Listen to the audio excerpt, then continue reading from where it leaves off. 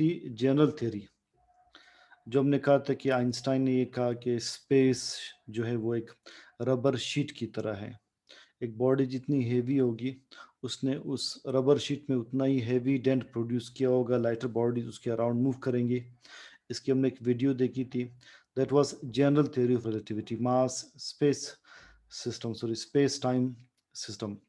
अब हम पढ़ रहे special theory of relativity.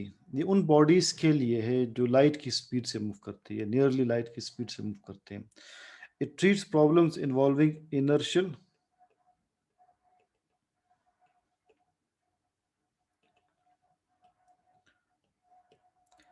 involving bodies moving with nearly speed of light, nearly speed of light in inertial frame of reference. Inertial frame of reference. जो bodies light की speed से, nearly light की speed से inertial frame of reference से move करते हैं, उन bodies के लिए special theory of relativity design की गई। सो पोस्टुलेट्स ये है, एक पॉइंट ये था कि लाइट की स्पीड जो है वो एक यूनिवर्सल कांस्टेंट है। आप जहाँ पर भी जाएं, जिस भी मीडियम में होंगे, लाइट की स्पीड सेम रहेगी। तो speed of light is a universal constant. Speed of light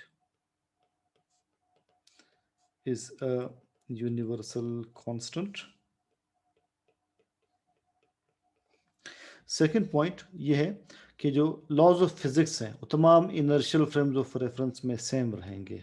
जब तक फ्रेम ऑफ रेफरेंस इनर्शियल है या नॉन एक्सेलरेटेड है, लॉज ऑफ फिजिक्स सेम रहेंगे। So laws of physics are the same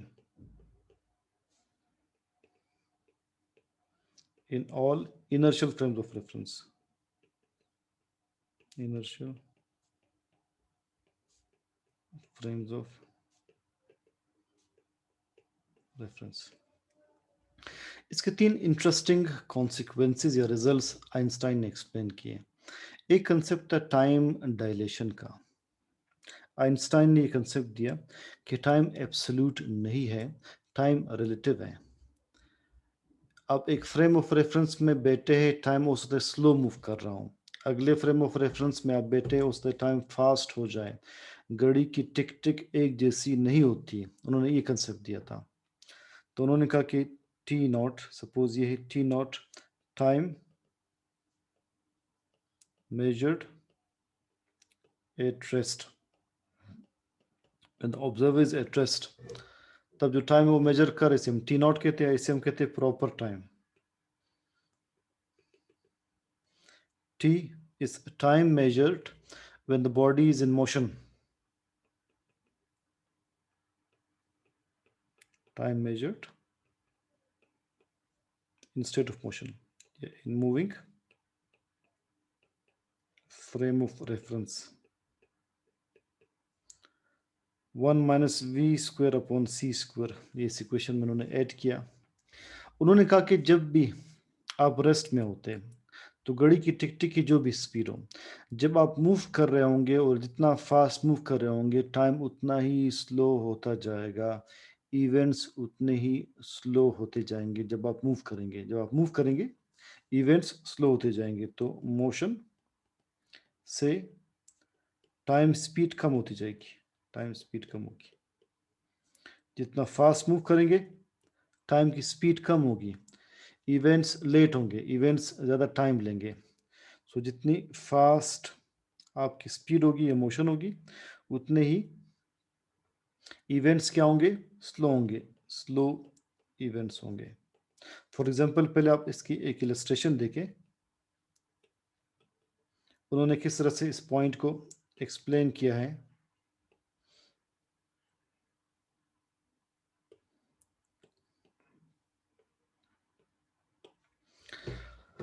अब देखिए, ये एक इनर्शियल फ्रेम में है, एक ऐसे फ्रेम ऑफ रेफरेंस पर है जहाँ पर ये रेस्ट में है। ये है इंडिविजुअल ए। इंडिविजुअल बी जो है एक ऐसी बॉडी में ये ट्रेवल कर रही है जिसकी स्पीड बहुत ज़्यादा होगी। It is in state of motion. अभी बहुत जो फास्ट मूव कर रही होगी, वहाँ पर घड़ी की स्पीड देखते हैं, और ज़मीन के ऊपर जो इंडिविजुअल रह रहा है इसमें घड़ी की स्पीड देखते हैं। देखिए कुछ अरसे के बाद व्हेन दिस बॉडी रिटर्न्स, तो आप देखते हैं कि उसने 5 इयर्स का टाइम गुजारा है, 5 इयर्स। और वही 5 इयर्स ज़मीन के ऊपर कितने साल गुजरे हैं? 5, 10, 15, 20, 25 इयर्स या गुजरे हैं। तो घड़ी जो है वो वहाँ पर बहुत स्लो चली है उस मूविंग फ्रेम ऑफ रेफरेंस में। अब देखिए जब ये इंडिविजुअल भी when she was seeing of, ठीक है, when she was departing, in fact when she was departing, उसको दोनों की एज सिमिलर लग रही है, but when she returns she is as young as she was almost, but the one on the surface of earth has gone grown older, क्योंकि यहाँ पर जो है इवेंट्स फास्ट चले हैं ज़मीन के ऊपर। तो जितना आप ज़्यादा स्पीड मूव करेंगे, आइंस्टाइन ने कहा, जितनी स्पीड ज़्यादा होगी उतने ही इवेंट्स स्लो होंगे। तो लिहाजा उन्होंने बुक में लिखा कि इवन एजिंग प्रोसेस को स्लो किया जा सकता है। अगर आप बहुत फास्ट मूव करेंगे, एजिंग स्लो हो जाएगी। तो इसी से ही आइंस्टाइन के इसी पॉइंट ही से रसूलुल्लाह सल्लल्लाहु अलैहि वसल्लम के मेराज को प्रूव किया गया कि किस तरह से उन्होंने 23 साल का सफ़र जो एक रात में ट्रेवल किया और फिर भी बॉडी में चेंजेस नहीं आए। वो इसी तरह से एक्सप्लेन होती वो बात कि एजिंग स्लो हो जाती है जब आप फास्ट मूव करते हैं या एक ऐसे बॉडी में ट्रेवल करते हैं जो कि नियरली लाइट के स्पीड के साथ ट्रेवल करें। तो लिहाजा कंक्लूजन ये था कि a clock seems to tick less rapidly in a moving frame of reference. A clock ticks less rapidly in a moving frame of reference। ऊपर इक्वेशन उसमें जो ये टाइम है इसे कहते हैं dilated time, slow time. T naught time measure at rest, it is proper time जो earth के सरफेस पर आपने मेजर किया। 1 minus we square upon C square, ये एक क्वांटिटी है जो कि इन दोनों का रिलेशन शो कर रही है compare to each other. V इस बॉडी की स्पीड होगी, सी लाइट की स्पीड है। वी इस बॉडी की स्पीड होगी जिसके अंदर आप ट्रेवल कर रहे हैं, सी लाइट की स्पीड होगी। तो कंक्लूजन क्या है कि जब भी आप एक ऐसे बॉडी में ट्रेवल करते हैं जो कि नियरली लाइट की स्पीड से ट्रेवल करे, तो आप जहाँ पर आप मौजूद हैं वहाँ पर घड़ी की रफ्तार स्लो हो जाएगी, इवेंट स्लो होंगे, एजिंग स्लो होगी as compare to a frame की जहाँ पर चीज़ें नॉर्मल स्पीड के साथ मूव कर रही है लाइक अर्थ के सरफेस पर। साथ ही आइंस्टाइन ने लेंथ कंट्रैक्शन की का कंसेप्ट दिया।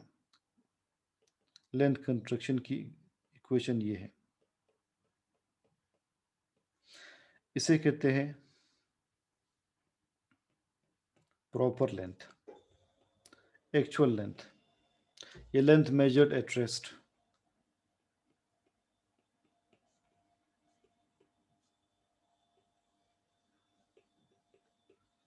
ये चीज़ों के साइज की लेंथ भी हो सकती है, दो पॉइंट के दरमियान डिस्टेंस भी हो सकता है। और ये है length contracted length, which is length measured in a moving frame of reference, length measured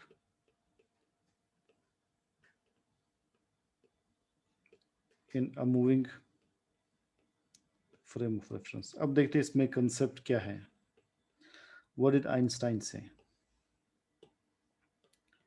Einstein ने ये कहा कि जितनी एक बॉडी की स्पीड बढ़ती जाएगी उसकी लेंथ शॉर्ट होती जाएगी, लेंथ बिल्कुल शॉर्ट होती जाएगी। अब देखिए इस बॉडी की स्पीड बढ़ती जा रही है, इस डायग्राम में स्पीड बढ़ती जा रही है, आप देखिए लेंथ कम होती जा रही है, कम होती जा रही है, कम होती जा रही है। At last when it moves nearly with the speed of light, almost length nil हो रही है, इसे कहते हैं लेंथ कंट्रैक्शन। जितनी बॉडी की स्पीड बढ़ती जाएगी, लेंथ कंट्रैक्ट होती जाएगी, लेंथ कम होती जाएगी, that is called length contraction, या हम इसे एक और नाम देते हैं लॉरेंट्ज कंट्रैक्शन, लॉरेंट्ज कंट्रैक्शन।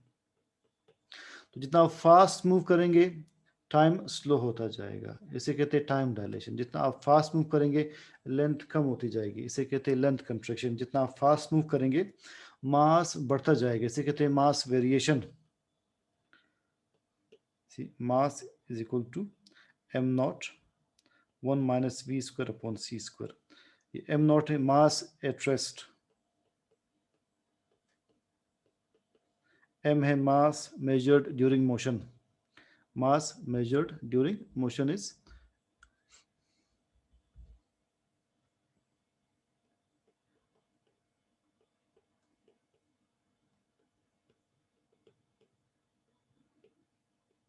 m।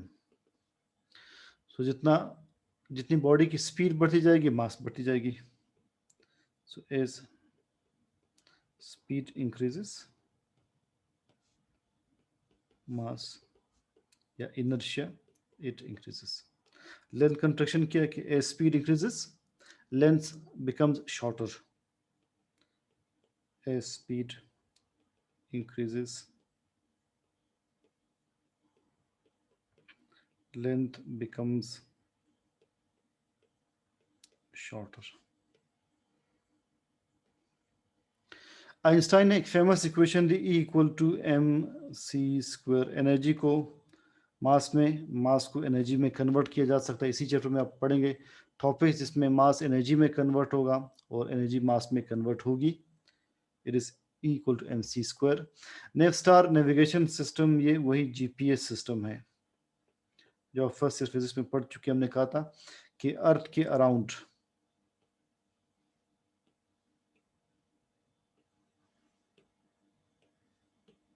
सीरीज अर्थ, हमने एक बात डिस्कस की थी कि अर्थ के अराउंड ऐसे 24 सैटेलाइट्स का सिस्टम है जो कि अर्थ के पूरे सिस्टम को कवर कर रहे हैं, अर्थ के पूरे सरफेस को कवर कर रहे हैं। और आपके पास कोई भी ऐसा डिवाइस हो जिसमें चिप लगाओ, आपकी लोकेशन को वो ट्रेस कर सकते हैं। गूगल मैप इसी पर बेस्ड है। इसे नेवस्टार नेविगेशन सिस्टम भी कहते हैं, जो कि हमने फर्स्ट ईयर में पढ़ा था, GPS ग्लोबल पोजिशनिंग सिस्टम। अब कुछ ट्राई करते हैं कि हमें एनिमेशंस या वीडियोस मिले मास, लेंथ और टाइम के इस वेरिएशन के।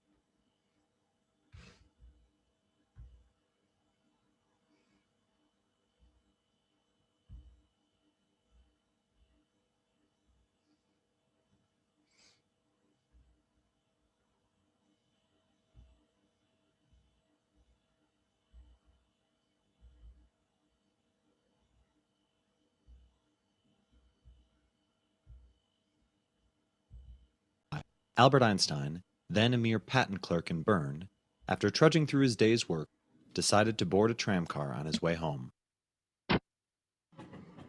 Einstein would often wrap up his work as soon as possible to contemplate the truths of the universe in his free time. It was one of these thought experiments he devised on that tramcar that revolutionized modern physics forever. While receding away from the Zeitglogge clock tower, Einstein imagined what would happen if the tramcar were receding at the speed of light. He realized that if he were to travel at 186,000 miles per second, the clock's hands would appear to completely freeze. At the same time, Einstein knew that, back at the clock tower, the hands would tick along at their normal pace.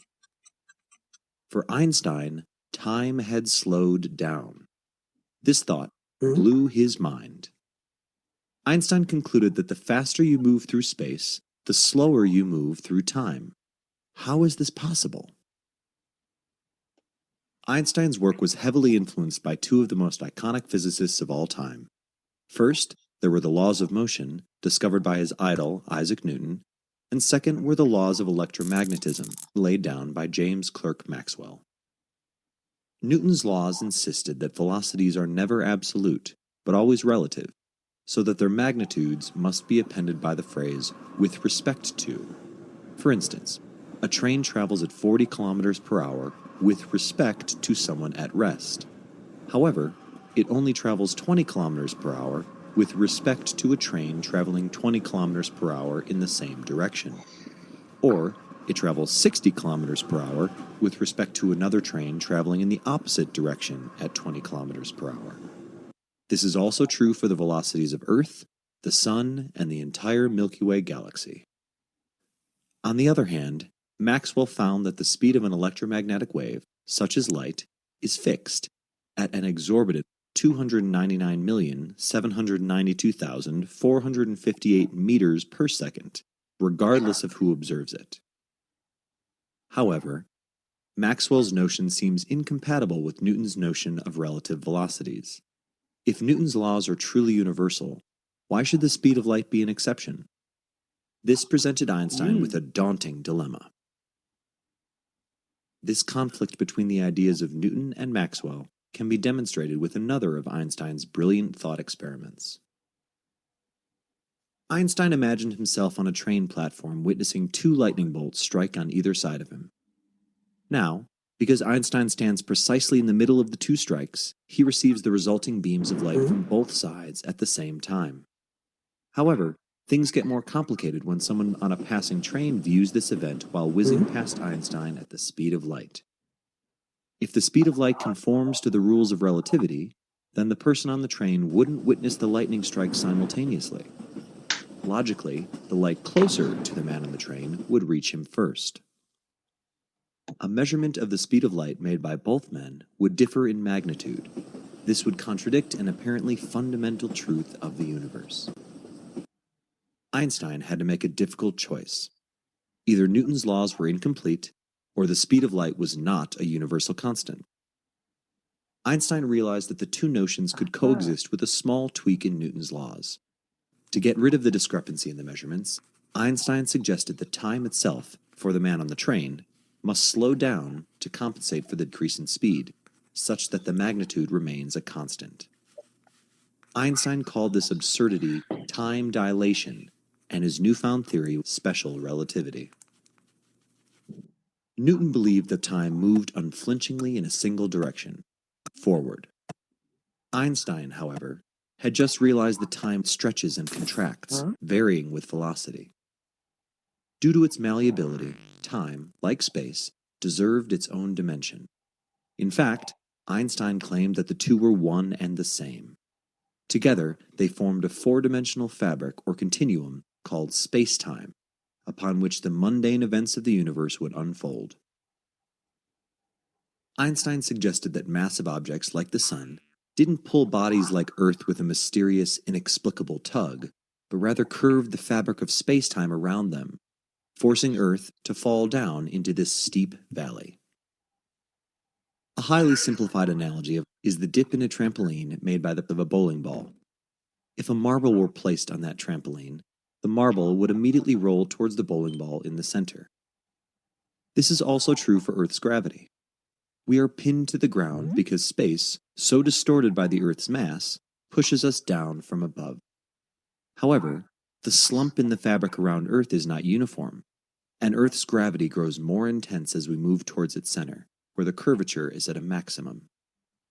Therefore, like the marble on the trampoline, an object that falls towards the Earth accelerates as it races towards the center of the planet. It falls faster when just above the surface than it does, say, when it is slightly above the atmosphere. But hey, according to special relativity, the faster you move through space, the slower you move through time. This means that time runs slower on Earth's surface than it does above the atmosphere. Now, because different planets have different masses, and thus different gravitational strengths, they also accelerate objects at different rates. As we have learned, this means a variable passage of time. This is what happens in the movie Interstellar, when the protagonists land on a planet in the proximity of a black hole. The gravity on the planet is so severe that 1 hour on the surface is equivalent to 7 years on Earth. To understand how motion affects time, let's consider the simplest timekeeping mechanism. A second passes each time the photon is reflected. Let's imagine two people, one in a spaceship slightly above Earth's atmosphere, and the second on top of a small hill just above the Earth's surface. Both are watching a man fall from space towards the ground. Let's say that the falling man is carrying the photon clock explained a moment ago. What do each of the two men observe as the man falls past them? What they observe is eerily similar to what a stationary person would observe when watching a ball bounce in a moving train. As the man falls from space, the light in his clock would appear to move in triangles to the two observers. This would mean that the light travels a longer distance, consequently stretching the duration of a second. It is obvious that the length of triangles the light traces, and therefore the duration of a second, is proportional to the velocity of the falling man. When we recall that objects closer to the center of the planet fall faster, we can determine that time would appear to pass slower to the man on the hill than it does to the man in the spaceship above. Of course, the difference is infinitesimal. The difference between the time measured by clocks at the tops of mountains and at the surface of Earth is a matter of nanoseconds. Time dilation affects every clock, whether it relies on basic electromagnetism or a complex combination of electromagnetism and Newton's laws of motion. In fact, even biological processes are slowed down.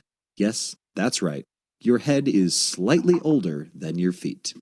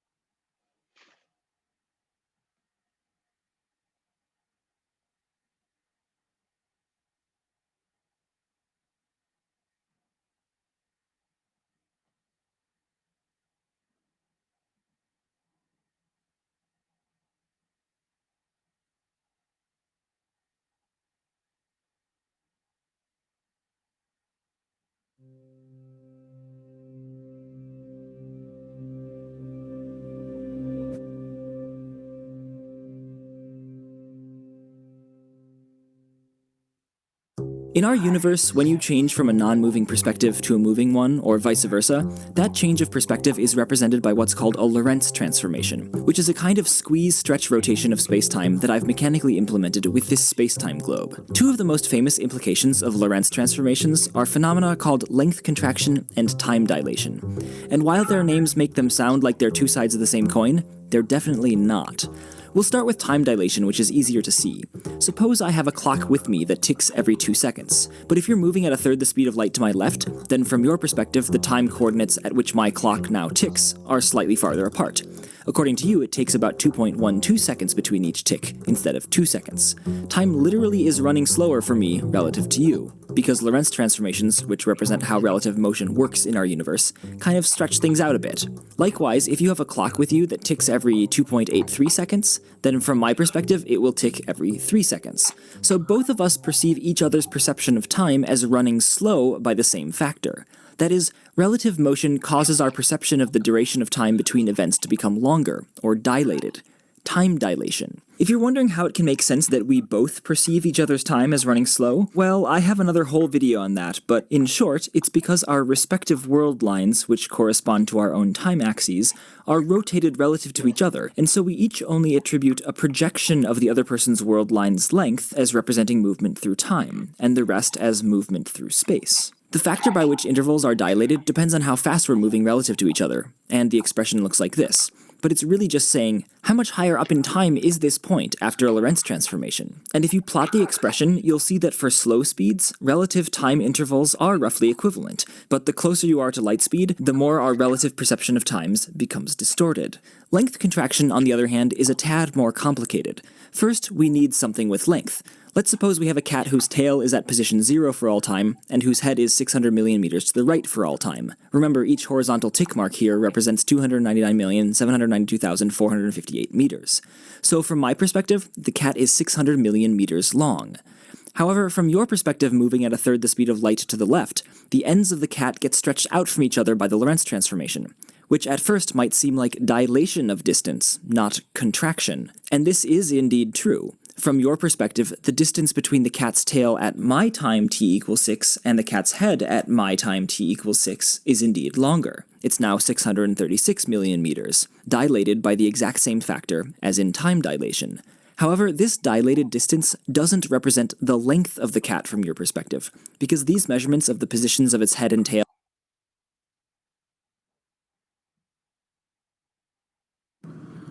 Lorentz transformation के consequences ऐसे हैं जो कि हम day to day life में नहीं देखते हैं, और इसे विश्वास करना बड़ा कठिन होता है क्योंकि ये पूरी तरह से इंट्यूशन के खिलाफ है हमारे। हम इसे शुरुआती समय में समझ ही नहीं पाते हैं। और लॉरेंस ट्रांसफॉर्मेशन जो है ये स्पेशल रिलेटिविटी का one of the founding blocks है। यही फंडामेंटल इक्वेशन तैयार करता है स्पेशल रिलेटिविटी का, और लगभग 1 सेंचुरी हो गया हमारा इसके साथ परिचय होते हुए। और इस बीच बहुत सारे एक्सपेरिमेंट्स हुए जिसमें कि हर एक केस में स्पेशल रिलेटिविटी खरा उतरा है, तो इसे डाउट करने वाली बात तो है ही नहीं। तो आज हम बात करेंगे लॉरेंस ट्रांसफॉर्मेशन के एक कंसेक्वेंस पे जो कि है लेंथ कॉन्ट्रैक्शन। सबसे पहले तो ये समझ लेते हैं कि ये लेंथ कॉन्ट्रैक्शन का मतलब क्या है। मान ले कि मैं कहीं पर खड़ा हूं, तो यहां पर मैं खड़ा हूं और मेरा एक दोस्त ये स्पेसशिप से ट्रैवल कर रहा है, और स्पेसशिप से जो ट्रैवल कर रहा है इसका जो स्पीड है, यहाँ पर वो खड़ा है, इसका जो स्पीड है ये स्पीड लगभग लाइट के स्पीड के आधा है मान लेते हैं, मतलब कंपैरेटिव है लाइट के स्पीड के। और ये स्पेसशिप से कुछ आगे की तरफ, मुझे कहना चाहिए दाहिनी ओर, ये ट्रैवल कर रहा है बाईं ओर से दाहिनी ओर। और इसका जो स्पीड है ये लाइट के कंपैरिजन में काफ़ी है, तो हम कह सकते हैं हाफ ऑफ सी इसका स्पीड है।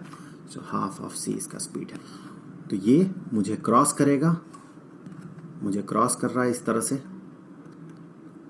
अब जो है इस स्पेसशिप को वहीं पर ले आते हैं जहां से हमने शुरू किया था। इसका मतलब ये नहीं कि स्पेसशिप आगे पीछे हो रहा है, ये आगे की तरफ ही मूव कर रहा है। और ये जब स्पेसशिप में चढ़ा था तो 1 मीटर रॉड लेके चढ़ा था, तो मान ले ये वो मीटर रॉड है, 1 मीटर लेंथ का रॉड, ये धरती से ही इसने उठाया था, मेरे ही पास से लिया था ये। तो मैंने जब इसे मेजर किया था, जब ये ग्राउंड में था और मैंने इसे मेजर किया था, तो मैंने देखा था कि ये 1 मीटर का है। और ये जब इसे लेके स्पेसशिप में चढ़ेगा तब भी इसे दिखेगा, ये देखेगा कि ये 1 मीटर का है। अब जब ये ट्रैवल करेगा ड्यूरिंग वो पीरियड में, जब ये ट्रैवल करेगा तो अपने पूरे पीरियड में ये देखेगा वो मीटर रॉड जो है 1 ही मीटर का है। मुझे कहना चाहिए वो रॉड जो है वो 1 ही मीटर का है, अगर इसका मोशन एक्सीलरेटेड ना हुआ तो। अगर इनर्शियल फ्रेम में रहे ये, अगर इसका फ्रेम ऑफ रेफरेंस इनर्शियल हो तो ये उसे 1 मीटर का ही देखेगा। लेकिन मुझे देखेगा नहीं कहना चाहिए, मुझे ऑब्जर्व करेगा कहना चाहिए। ये एक माइन्यूट डिफरेंस है, देखेगा और ऑब्जर्व करेगा में। इसमें हम आगे किसी वीडियो में बात करेंगे, दोनों में डिफरेंस है और इससे बड़ा कंफ्यूजन क्रिएट होता है। तो ये जो ऑब्जर्व करेगा, ये जो मेजर करेगा, ये 1 मीटर का होगा।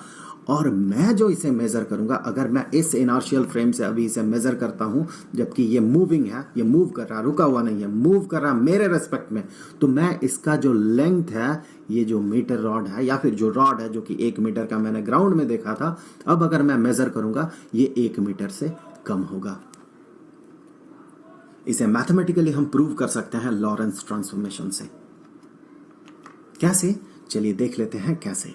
तो सबसे पहले इसके लिए 2 रेफरेंस फ्रेम्स कंसीडर कर लेते हैं। तो उसके लिए कोऑर्डिनेट एक्सिस कुछ ऐसे, तो ये हो गया एक रेफरेंस फ्रेम और दूसरा रेफरेंस फ्रेम, ये मेरा रेफरेंस फ्रेम है। सो मैं यहां पर खड़ा हूं इस रेफरेंस फ्रेम में, एस रेफरेंस फ्रेम में, और मेरा दोस्त का जो रेफरेंस फ्रेम है वो रेफरेंस फ्रेम है ये वाला, कभी कोइंसाइड कर रहा था मेरे साथ, वो कभी ना कभी वो मुझे क्रॉस करेगा।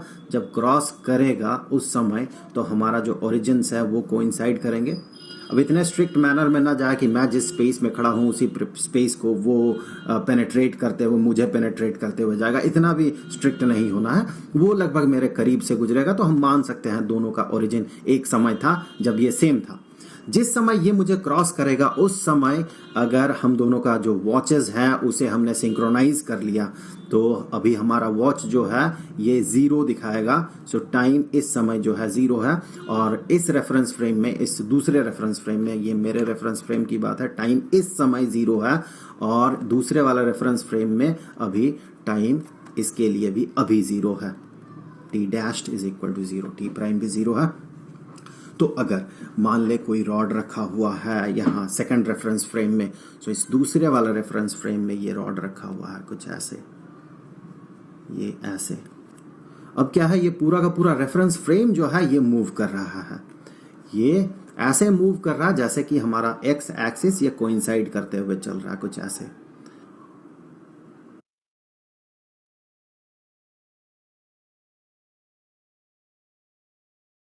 हम सब ये चाहते हैं कि हम एक क्वालिटी लाइफ गुजारें, और उसके लिए ज़रूरी है कि हमारी सेहत बहुत अच्छी हो। सेहत अच्छी होगी तो स्किन भी अच्छी होगी, बाल भी अच्छे होंगे, ज़िंदगी भी अच्छी होगी। ये कॉन्सेप्ट मुझे समझ आया डॉक्टर मज़हर हुसैन की क्लिनिक पे। जब आप बाहर जाते हैं तो आप देखते हैं कि आपकी कंसल्टेशन में पूरा फोकस किया जाता है, टाइम दिया जाता है, तवज्जो दी जाती है, पूरे बेसलाइन टेस्ट किए जाते हैं और फिर आपके प्रॉब्लम्स हैं उन्हें एड्रेस किया जाता है। मैंने सुना था उनकी वजह शहरत यूरोप में ही, क्योंकि वो प्रैक्टिस करते हैं यूके में, लंदन में, और उसके अलावा डेनमार्क में और नॉर्वे में। और यहाँ पर इस्लामाबाद में उनके क्लिनिक को विज़िट करके मुझे अंदाज़ा हुआ कि जो मैंने सुना था वो बिल्कुल गलत नहीं था। उसमें बहुत सारी ऐसी बातें मेरी इन्फॉर्मेशन में आई जो कि हम सबको जानना बहुत ज़रूरी है। सो अगर आप चाहते हैं डायबिटीज़ को डील करना, अगर आप चाहते हैं PCOS को डील करना, अगर आप चाहते हैं वज़न में कमी करना, अगर आप चाहते हैं एक खूबसूरत स्किन हो आपकी, अगर आप चाहते हैं आपके बाल हेल्दी हों, अगर आप ये चाहते हैं आप खुद सेहतमंद हो, आप अपनी ज़िंदगी में बहुत सारे अपने जो इश्यूज़ हैं उनके ऊपर काबू पा सकें, तो बहुत ज़रूरी है कि आप डॉक्टर मज़हर हुसैन से मिलें, क्योंकि वो एबिलिटी रखते हैं और वो स्किल रखते हैं कि जिसके साथ वो आपके इन तमाम मसलों को गाइड कर सकते हैं। He is an excellent hair transplant surgeon as well equipped with all the latest equipments and technologies. So मुझे यकीन है कि जब आप विजिट करेंगे क्लिनिक को डॉक्टर मज़हर हुसैन की इस्लामाबाद में, तो आप you will be very happy and very dilated.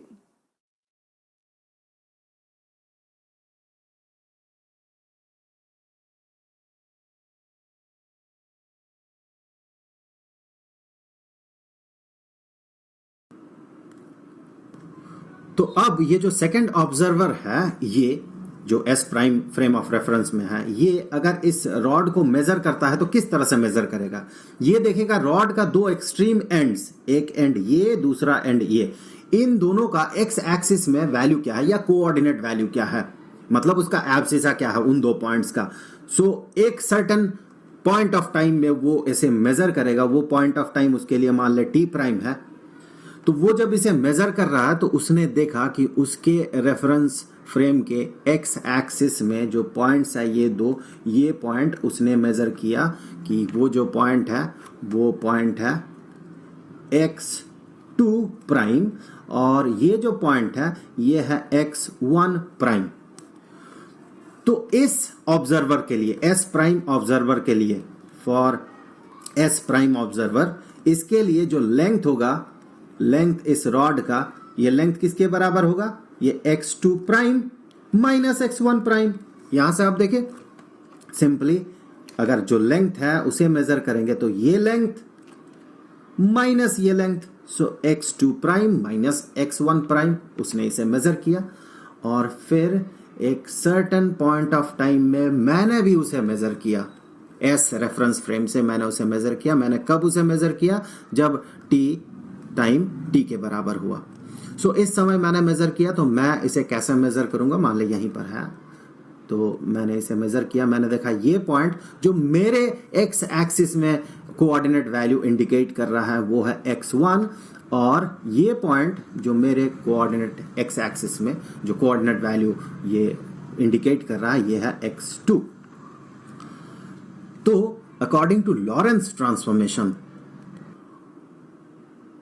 हम कह सकते हैं जैसे कि किसी भी पॉइंट का स्पेस में किसी भी पॉइंट के लिए एक्स प्राइम, मतलब कि कोई भी एक पॉइंट हो, इसका जो एक्स वैल्यू है, जो एक्स एक्सिस के साथ ये जो वैल्यू इंडिकेट कर रहा है किस रेफरेंस फ्रेम में, एस प्राइम रेफरेंस फ्रेम में, वो उसी पॉइंट का इस फर्स्ट ऑब्जर्वर के लिए जो एक्स वैल्यू है उसके साथ इंटर रिलेशन कैसे होता है, ये बराबर होता है एक्स माइनस वी टी, मतलब जिस समय हमने देखा कि हम मेजर कर रहे हैं, यहाँ पर टी फर्स्ट रेफरेंस फ्रेम का टाइम है, इस पे बॉदर ना करें, ये कैंसिल आउट हो जाएगा।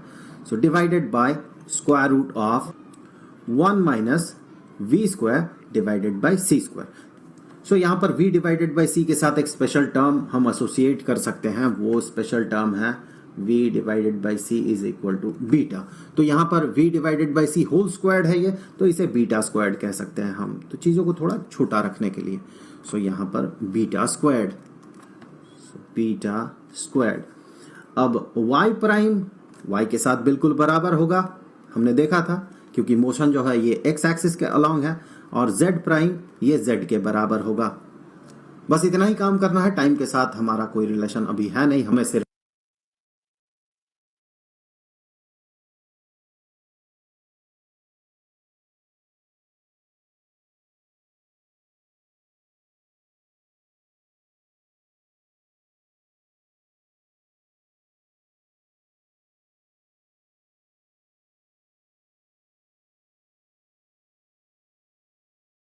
लेंथ मेजर करना है, तो टाइम को यहां नहीं लिखते हैं।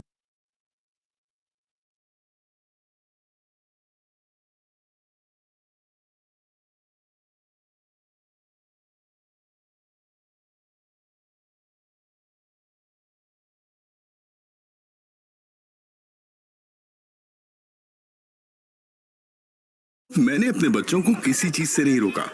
एक को कराटे, दूसरे को फुटबॉल और तीसरी को।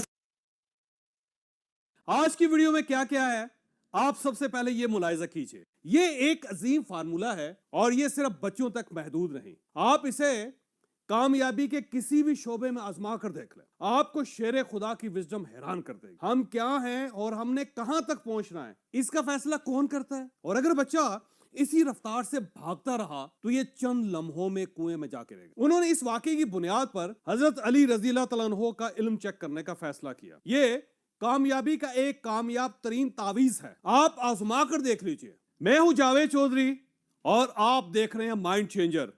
हमारे साथ एक साल में 10 लाख लोग जुड़ चुके हैं। अगर आप इनमें शामिल नहीं हैं तो आप इस सुर्ख निशान को टच करके इस चैनल को सब्सक्राइब कर दीजिए और घंटी के इस निशान को भी हल्का सा पुश कर दीजिए। मुझे यकीन है आपका यह फैसला आपका मुकद्दर बदल देगा। हजरत अली रज़ी अल्लाह तआला के दौर में एक खातून अपने 3 साल के बच्चे के साथ घर से निकली। रास्ते में बच्चे ने हाथ छुड़ाया और मां के आगे आगे भागना शुरू कर दिया। मां ने अचानक देखा बच्चा जिस तरफ भाग रहा है उस तरफ बहुत बड़ा कुआं है और कुएं की दीवार नहीं है, और अगर बच्चा इसी रफ्तार से भागता रहा तो ये चंद लम्हों में कुएं में जाके रहेगा। मां ने बच्चे को रोकने के लिए आवाजें देना शुरू कर दी, लेकिन बच्चा कुएं की तरफ भागता चला गया। बच्चे को मौत की तरफ जाता देखकर मां की टांगें जवाब देंगी और वो चीखती हुए नीचे बैठ गई। बच्चे ने मां को बैठे हुए देखा तो उसे कहका लगाया और वो भी मां से जरा से फासले पर बैठ गया। इसके बाद मां और बच्चे में बड़ा ही दिलचस्प खेल शुरू हो गया। मां बच्चे को पकड़ने के लिए उठती थी तो बच्चा कुएं की तरफ भागना शुरू कर देता था। मां बैठ जाती थी तो बच्चा भी बैठ जाता था। यह खेल बड़ी देर तक जारी रहा। कोई साहब ये मंजर देख रहे थे। उन्होंने इस वाकये की बुनियाद पर हजरत अली रज़ी अल्लाह तआला अन्हु का इल्म चेक करने का फैसला किया। वो हजरत अली के पास हाजिर हुए, आपको सूरत हाल बताई और इसका हल पूछा। हजरत अली रज़ी अल्लाह तआला अन्हु सूरत हाल सुनकर मुस्कुराए और पूछा बच्चे की उम्र कितनी है? जवाब दिया गया करीबन 3 साल। हजरत अली ने फौरन फरमाया आप वहां 3 साल का कोई दूसरा बच्चा ले जाएं, ये बच्चा उस बच्चे को कुएं में गिरने से बचा ले। वो शख्स हैरान हुआ, लेकिन हजरत अली का इल्म चेक करने के लिए आपके एडवाइस पर एक 3 साल का बच्चा लेकर वहां पहुंच गया। कुएं की तरफ भागते बच्चे ने जब अपना हम उम्र देखा तो वो कुएं की तरफ जाने की बजाय दौड़कर दूसरे बच्चे की तरफ आ गया, उसने दूसरे बच्चे को गले लगाया और दोनों ने खेलना शुरू कर दिया। ये एक अजीम फार्मूला है और ये सिर्फ बच्चों तक महदूद नहीं, आप इसे कामयाबी के किसी भी शोबे में आजमा कर देख लें, आपको शेर खुदा की विजडम हैरान कर देगी। मैं यहाँ पे आपको चंद लम्हों के लिए रोकूंगा। दुनिया में 40 और ये सिर्फ बच्चों तक महदूद नहीं, ये बच्चा उस बच्चे को कुएं में गिरने से बचा ले। वो शख्स हैरान हुआ, लेकिन हजरत अली का इल्म चेक करने के लिए आपकी एडवाइस पर एक 3 साल का बच्चा लेकर वहां पहुंच गया। कुएं की तरफ भागते बच्चे ने जब अपना हम उम्र देखा तो वो कुएं की तरफ जाने की बजाय दौड़कर दूसरे बच्चे की तरफ आ गया, उसने दूसरे बच्चे को गले लगाया और दोनों ने खेलना शुरू कर दिया। ये एक अजीम फार्मूला है और ये सिर्फ बच्चों तक महदूद नहीं, आप इसे कामयाबी के किसी भी शोबे में आजमा कर देख लें, आपको शेर खुदा की विजडम हैरान कर देगी। मैं यहाँ पे आपको चंद लम्हों के लिए रोकूंगा। दुनिया में 40,000 प्रोफेशन हैं, इनमें 14,000 एक्टिव हैं।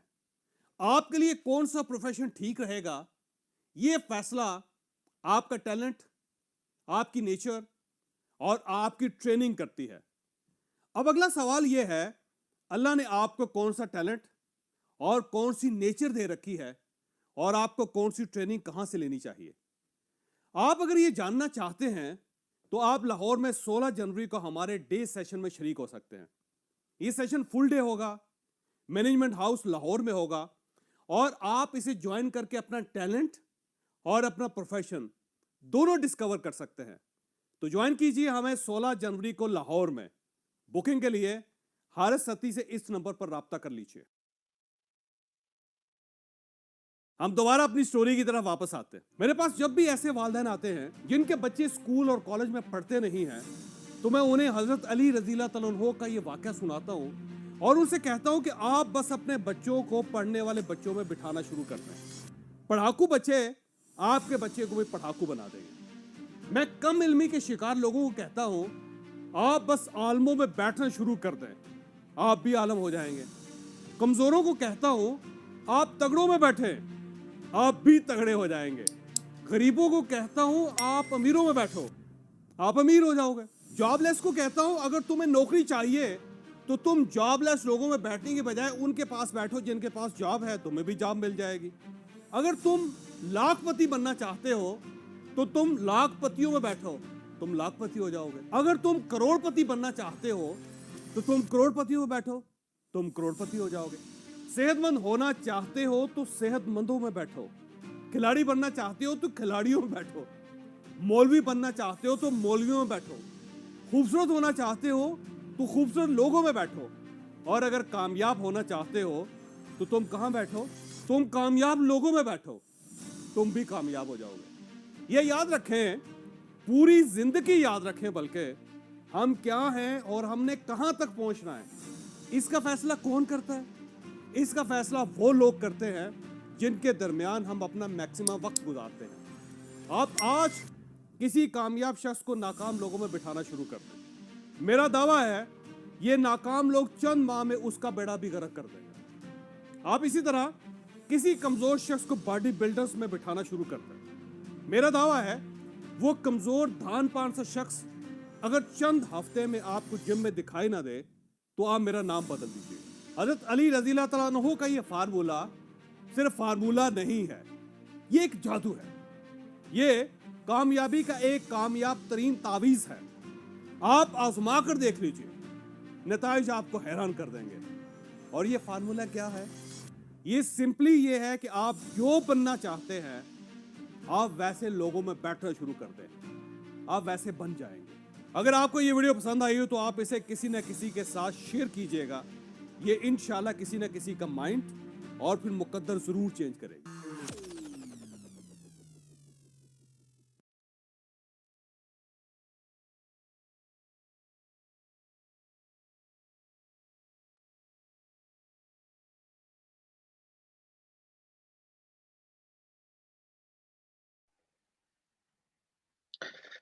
It's your break time, 4:20.